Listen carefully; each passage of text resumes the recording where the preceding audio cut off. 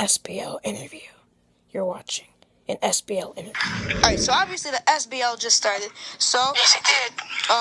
We wanted to get your 2 cents on it. So, Bob, let's start off with you. Who do you think is going to win MVP this year? Well, first of all, you want my 2 cents? I'm gonna give you my 3 cents. But I think the MVP will be one of the robots or one of the aliens. Okay?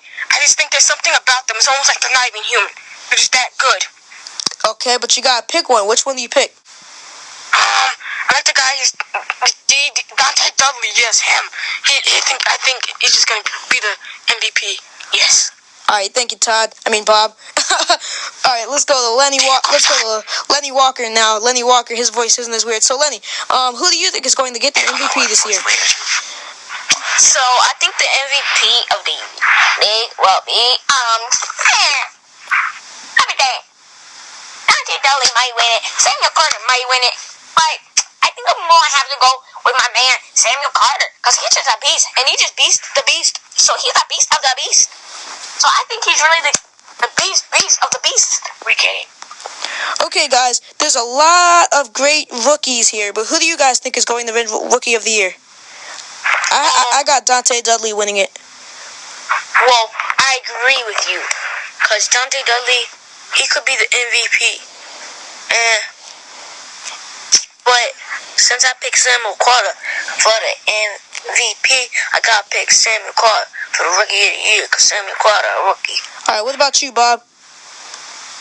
What's the question? Who do you think's going to win Rookie of the Year? Dudley. All right, let's take a little break from these awards for a second and go to the NBA Finals. Who do you think's going to come out of the Eastern Conference? I think that let me think, man. I think that my alien is going. Who you guys think is going to come out the Eastern Conference? Okay. I think the robots are going to beat the Black Knights and Tornadoes in the Eastern Conference Finals, man. So that It's not like you can make it. I think the robots are gonna come out. Okay, cool. So I think that what's your name? Robots. So why do you guys think the robots are going to beat whether they play the Black Knights or the Tornadoes? Why do you guys think they're going to come out? Because they might just be the greatest team ever. They're just better than him. Okay, what about the Western Conference? There's the Valentines. I think the aliens are going to beat the Valentines in 4 games to 2 and advance to the finals. So you think the Valentines are going to make it because there's the Trappers? No, I said the Valentines. No, you think the Valentines are going to make it to the Western Conference Finals? Yeah. All right, what about you, Bob? I'm going to say the Valentines. I'm going to pick the upset. I think the Valentines are going to beat the aliens. And why do you think that? It doesn't always happen so that, it doesn't always happen so that the 2 best teams come out. And there's so many good teams. And I just see the Valentine chemistry working and beating the aliens. I know them Valentines. I've seen them. I've talked to them. Okay, well, now, I'm going to ask you one more award question, and then we'll just get to some specific questions. So, who do you guys think is going to win Defensive Player of the Year? Oh, it is obvious, man. I think that it's going to be Irving Fields. Alright, you got Irving Fields. What about you, Bob? I'm going to have to say Irving Fields because his defensive presence, his height, just Irving Fields. I gotta agree with him on that. He made a very good statement. Alright, guys, I'm going to go with the surprise on this one. I'm going to go with Marcus Murphy for the Terrorists. I think he can get that Defensive Player of the Year. 7'3".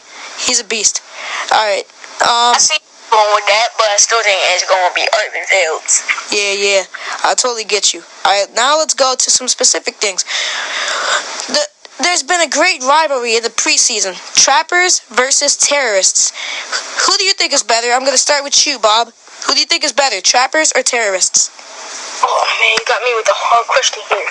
So, the better better team, I'm gonna just have to say the terrorists, because I just had to pick that one. It was just kind of pick 'em 50-50. But I think on any day, any of these teams could win and beat the other team. No. So with the Trappers' beastly starting lineup, they have Darren Lewis, Damon Wilcox, Juggins Kesku, Calvin Timmerman, and Carlton McGee. What do you think are the keys to winning this game? For the Trappers, what do you think are the keys and the do's and the don'ts the things they have to do correctly in order to win a game against the terrorists? I think they have to get everybody involved. They can't just do one isolation, because if that doesn't work, you gotta get the other players heated up too. So, I just think they gotta get everybody involved. Well, me, I personally don't mind if they do a little ISO ball, just because the players are so good. They got great three-point shooters with Darren Lewis and Damon Wilcox. I think they can get away with it as long as Jakinlan Tenali Kesku is not settling for threes. I think he needs to drive and get fouled. What about you, Lenny? Who do you think is better? I think overall, I think this is a hard question. Well, I think the terrorists are the better team, but overall the Trappers are a better team. But just the chemistry of the terrorists will help the terrorists be better than the Trappers. So for the terrorists to win games this season, what do you think are the keys to victory? I think their number one key is a dynamic duo. I think that if they can get out, and run fast breaks, then I just think they'll be unstoppable. I'm like, Samuel, he can run the floor really well. Plus, they space the floor really well too. And their passing is just amazing. Roland Schneider. And their movement without the ball. Yeah. All that stuff is some of the greatest in the league. Yeah, I definitely agree. I think John has done a great job with that team. So now let's move to some other stuff. We just saw the we just saw the Zombies lose in a controversial game to the Tigers. What are your thoughts on the final 30 seconds of that game? I'm gonna start with you, Bob. Actually, no. First of all, Yeah. I don't think the game should have ever been that close. They controlled the Zombies controlled that game through the whole beginning of the game, and the game got really close at the end. I do think Darnell Armstrong might have been better off if he had passed the ball and then cut to the basket, because if you look at it, there was nobody behind this one on the back door, so I think he might have been wide open. Yeah, I definitely disagree with the call and the way it happened, but I definitely think that with the dude just standing there, I think he should have just blown by him instead of trying to do some fancy move first. Yes, I totally agree with that point. Yeah. What about you, Lenny? What do you think about the final 30 seconds of that game? Well, the Zombies, they made some crucial mistakes down the end that should have really never happened. One, Trying to be too fancy. yeah, Felix Allen tried to do a spin layup wide open in traffic, but he missed it off the rim. And that's what got them in position. Wide open in traffic. I mean, wide open. So just wide open, and then he missed it. And then Darnell Armstrong just trying to get too fancy. And then I do disagree with the call, as you two said, but